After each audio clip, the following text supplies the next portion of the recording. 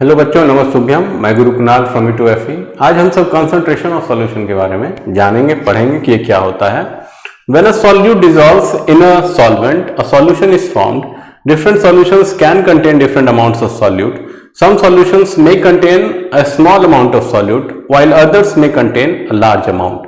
The amount of solute present in a given amount of solution is called the concentration of the solution. तो जब भी कोई solute solvent में dissolve होता है तो उसका फिर वो क्या बन जाता है, वो सॉल्यूशन बन जाता है कि नहीं। अलग अलग सॉल्यूशन में जो सॉल्यूट का कंसंट्रेशन है वो अलग अलग होता है। ऐसे सॉल्यूशन में जिसमें कि कम सॉल्यूट घोला गया है उसमें कम सॉल्यूट रहेगा, है कि नहीं, उसका कंसंट्रेशन लो होता है। और ऐसा सॉल्यूशन जिसमें ज्यादा सॉल्यूट है, ज्यादा घोला गया है सॉल्यूट सॉल्वेंट में, उसका कंसंट्रेशन जाहिर सा बात है उसमें ज्यादा सॉल्यूट का पार्टिकल्स होगा तो उसका कंसंट्रेशन ज्यादा होगा। ठीक है, तो किसी भी सॉल्यूशन में, किसी भी गिवन अमाउंट ऑफ सॉल्यूशन में, है कि नहीं, फॉर एग्जांपल 100 ग्राम मान लेते हैं या 100 ml मान लेते हैं, उसमें कितना सॉल्यूट है इन ग्राम और ml, वो कंसंट्रेशन बताता है उस सॉल्यूशन का, है कि नहीं। For example a glass of water with 1 spoon of sugar, है कि नहीं, तो एक ग्लास पानी में एक चम्मच चीनी डाले हैं तो ये क्या होगा, ये लेस कंसंट्रेटेड सॉल्यूशन होगा, एक ही चम्मच डाले हैं। वहीं पे a glass of water with 5 spoons of sugar, more concentrated solution. वहीं पे एक गिलास पानी में 5 चम्मच चीनी डाल दी है तो ज्यादा कंसंट्रेटेड सॉल्यूशन हो गया। लेमनेड बनाए हैं, एक लेमनेड में कम लेमन का जूस डाले हैं तो वो डाइल्यूट सॉल्यूशन हो जाएगा। दूसरे लेमनेड में ज्यादा लेमन का जूस डाल दिए तो वो कंसंट्रेटेड सॉल्यूशन हो जाएगा, है कि नहीं। तो व्हाट इज कंसंट्रेशन? कंसंट्रेशन क्या होता है? Concentration is the amount of solute dissolved in a given amount of solvent और सॉल्यूशन। तो कंसंट्रेशन जो है वो बताता है कि कोई भी गिवन अमाउंट ऑफ जो सॉल्यूशन है उसमें कितना सॉल्यूट घुला हुआ है। ज्यादा होगा तो कंसंट्रेटेड हो जाएगा, कम हुआ तो डाइल्यूट हो जाएगा। It tells us how strong और वीक अ सॉल्यूशन इज, मतलब कोई भी सॉल्यूशन क्या स्ट्रॉन्ग है या वीक है, कितना स्ट्रॉन्ग है कितना वीक है, ये बताता है। सिंपल फॉर्मूला है कंसंट्रेशन का, equal to amount of solute by amount of solution.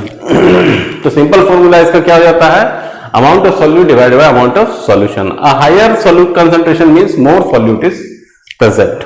Veg to measure concentration. अब कंसंट्रेशन को नापने का क्या क्या तरीका है? तो सबसे पहला तरीका है मास बाय मास परसेंटेज। इसको परसेंटेज W/W बोला जाता है। It shows the mass of solute present in 100 gram of solution. तो इसमें सॉल्यूट का भी मास लिया जाता है, सॉल्यूशन का भी मास लिया जाता है और दोनों का रेशियो निकाल के उसका परसेंटेज निकाल देते हैं। फॉर्मूला है mass percentage equal to mass of solute divided by mass of solution into 100। Mass of solute divided by mass of solution into 100, यही फॉर्मूला हो जाता है। फॉर एग्जांपल 10 ग्राम अगर नमक को हम 90 ग्राम पानी में घोलते हैं तो सॉल्यूशन का मास पहले निकाल लेते हैं, 10 + 90 100 ग्राम।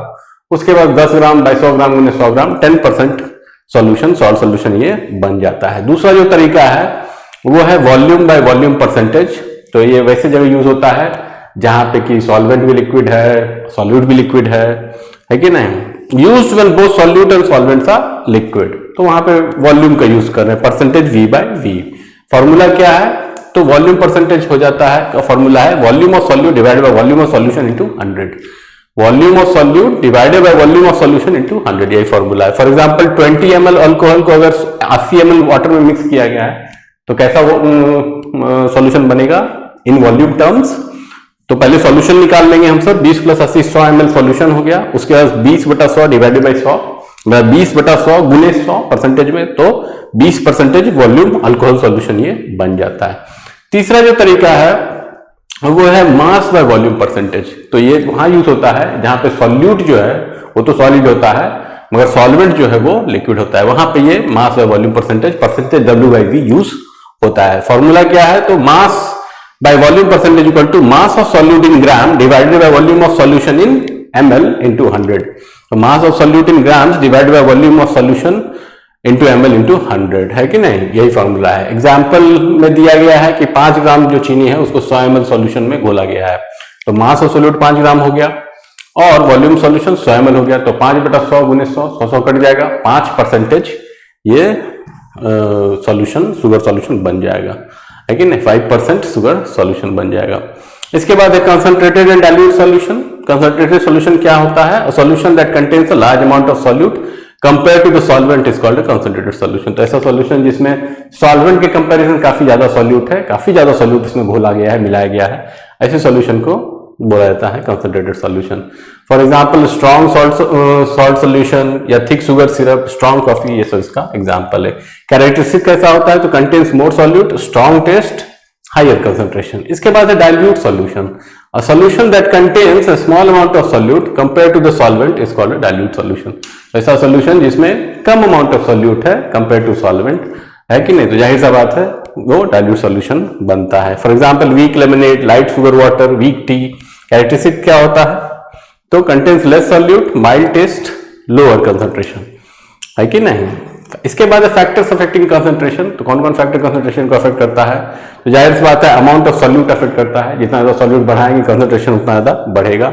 अमाउंट ऑफ सॉल्वेंट जो है ये भी अफेक्ट करता है, जितना ज्यादा सॉल्वेंट बढ़ाएंगे उतना ज्यादा कंसंट्रेशन घटेगा। इसके अलावा टेम्परेचर है कि नहीं, टेम्परेचर बढ़ाने से ज्यादा सॉल्यूट डिजॉल्व होता है और कंसंट्रेशन बढ़ता है। आई होप आपको ये सब समझ में आया होगा।